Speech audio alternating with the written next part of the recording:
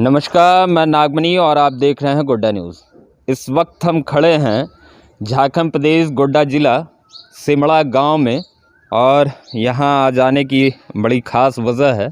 आज हम बता दें कि आज हम अभी आए हुए हैं, बीजेपी की नेत्री हैं अनीता सोरेन, उनके आवास पर, और अभी हम उनसे बातचीत करेंगे और जानने की कोशिश करेंगे कि अभी वर्तमान जो यहाँ का स्थानीय जो मसला है उन मसलों को लेकर के वो क्या कुछ सोच रही हैं, क्या कुछ कर रही हैं। इन्हीं विषयों को लेकर के अभी हम उनसे बातचीत करेंगे। तो आइए देखते हैं पूरी रिपोर्ट और पूरी बातचीत। अनीता सोरेन, बता दें कि अनीता सोरेन बीजेपी की नेत्री हैं और इसी बोरियो विधानसभा सीट पर लगातार जो है यहाँ के स्थानीय मसलों पर जो है संघर्ष करती रही हैं। लोग उनको जानते हैं। बातचीत शुरू करने के पहले सबसे पहले हम दिखाते चले कि हम अभी जिस घर में आए हैं ये पूरा मिट्टी का घर है। ये आप देख पा रहे होंगे, ये दीवार पूरा मिट्टी का है। चूँकि ये आदिवासी मतलब कल्चर से इनका ताल्लुक़ है, आदिवासी महिला हैं, आदिवासी नेत्री हैं। इनका घर आप पूरा देख सकते हैं कि ये खपड़ेल का मकान है और ये मिट्टी की दीवारें हैं, है ना। और अभी हम आगे फिर इनके आंगन तक ले जाएंगे, उनसे बातचीत भी करेंगे और पूरी बातचीत में उनके जीवन के भी अलग अलग पहलुओं को जानने की कोशिश करेंगे। तो अभी आप देखिए कि ये आंगन में बैठी हुई हैं और यहाँ अभी जानकारी मिली कि लगभग यहाँ रोज़ाना जनता दरबार भी इनके आंगन में लगता है। लोगों से ये बातचीत करती हैं और लोग अपनी समस्या यहाँ लेकर के आते हैं और कई मसलों पर वो समाधान का प्रयास भी करती हैं। अनीता सोरेन अभी हमारे साथ हैं और हम बातचीत करेंगे इनसे। सबसे पहले हम आपसे ये जानना चाहेंगे कि किन किन मसलों को लेकर के अभी आप सक्रिय हैं यहाँ पर। सबसे पहले नमस्कार।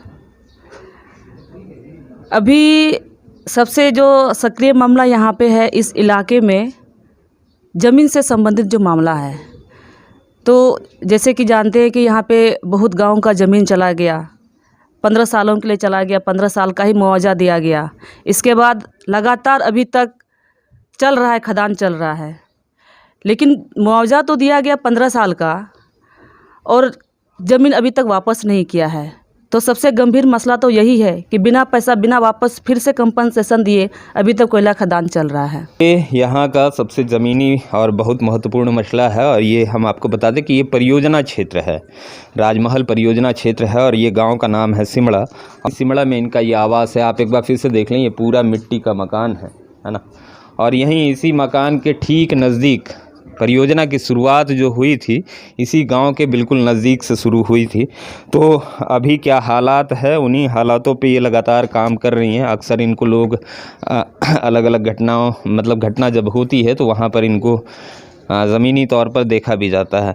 तो क्या कुछ परेशानियां आती हैं? क्या लगता है कि अभी वर्तमान दौर में जो सरकार, कभी बीजेपी की सरकार, कभी अभी महागठबंधन की सरकार, तो सरकार जो है समस्याओं का समाधान करने में सक्षम हो पा रही है? देखिए, सबसे बड़ी बात है, जो पिछली सरकार थी, रघुवर दास की जो सरकार थी, उन्होंने जन संवाद शुरू किया था। तो उससे क्या था कि आदमी, जितने भी लोग थे, वो तुरंत अपनी समस्या को वहाँ पे सुनाते थे। और अब की जो सरकार है, इन्होंने उसको बंद कर दिया है। तो एक तरह से कहे कि उन्होंने आदिवासी से मतलब अलग होने की जैसे टाइप का बात हो जाता है। सुदूर क्षेत्रों की समस्या सरकार तक नहीं जा पाई। बिल्कुल बिल्कुल बिल्कुल सही बात। तो चलिए बता दें कि हाल ही में मुख्यमंत्री जनसंवाद 181 जो बंद पड़ा हुआ है, उसके विषय को गोड्डा न्यूज़ पर उठाया भी गया था।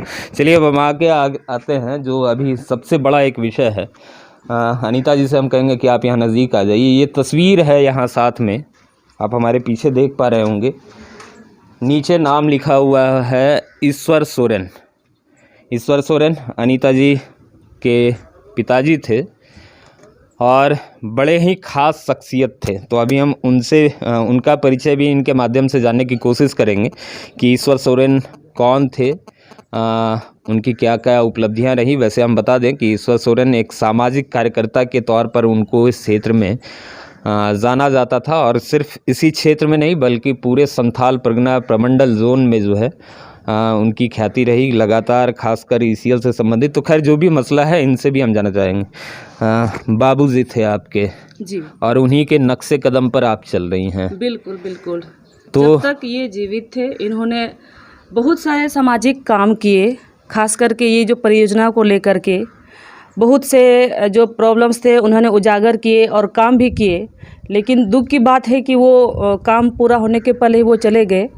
लेकिन उनका जो कदम था उसी को पूरा करने के लिए हमने अपना कदम उठा लिया है और इसी काम को पूरा करने के लिए हम खड़े हो रहे हैं, मतलब इस सामाजिक कार्य को करने के लिए। तो ये जो पूरा आप लगातार मेहनत करती हैं, तो इसमें समाज और आप जिस पार्टी से ताल्लुक़ रखते हैं उसका सहयोग मिलता है? बिल्कुल बिल्कुल, पार्टी का सहयोग मिलता है और मिलेगा।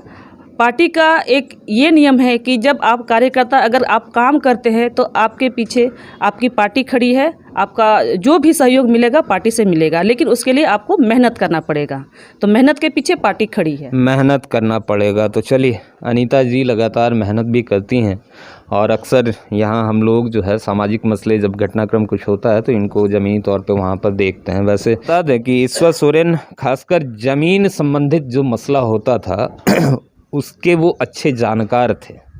हम लोग भी जब वो जीवित थे तो उनसे बहुत सारे अलग अलग मसलों से संबंधित जो है कागज़ात उनके माध्यम से हम लोगों को मिल पाता था और वो बराबर मीडिया जो स्थानीय जो मीडिया है उनको भी वो बहुत सारी जानकारियां जो है जो परियोजना से संबंधित है या भूमि अधिग्रहण से खासकर जो संबंधित मसला है उसकी जानकारी वो अक्सर दिया करते थे। तो कैसा लगता था जब वो जीवित थे और आज वो नहीं हैं? जब तक वो जीवित थे तो लगता था कि नहीं, जो उन्होंने जो सपना देखा है सामाजिक काम के लिए या लोगों का जो ज़मीनी स्तर या ज़मीनी लड़ाई के लिए उन्होंने जो लड़ाई लड़ी वो शायद पूरा हो जाएगा। लेकिन ऊपर वाले की क्या मर्जी पता नहीं, लेकिन वो उनका सपना तो पूरा नहीं हुआ। तो उस सपना को पूरा करने के लिए उनका जो नक्शा कदम जो था, उनका जो काम करने का जो तरीका था, उसी को देख देख करके अब मन में ये इच्छा हो रही है और ज़्यादा विश्वास हो रहा है और ताकत मिलता है कि नहीं, हमें भी पापा जितना किए उससे कहीं ज़्यादा बढ़ चढ़ के इस काम में हिस्सा लेना है, भाग लेना है और यहाँ के जितने भी जो ज़मीनी समस्या है उसको समाधान करना है और कहीं ना कहीं ये सक्सेस हम जरूर होंगे।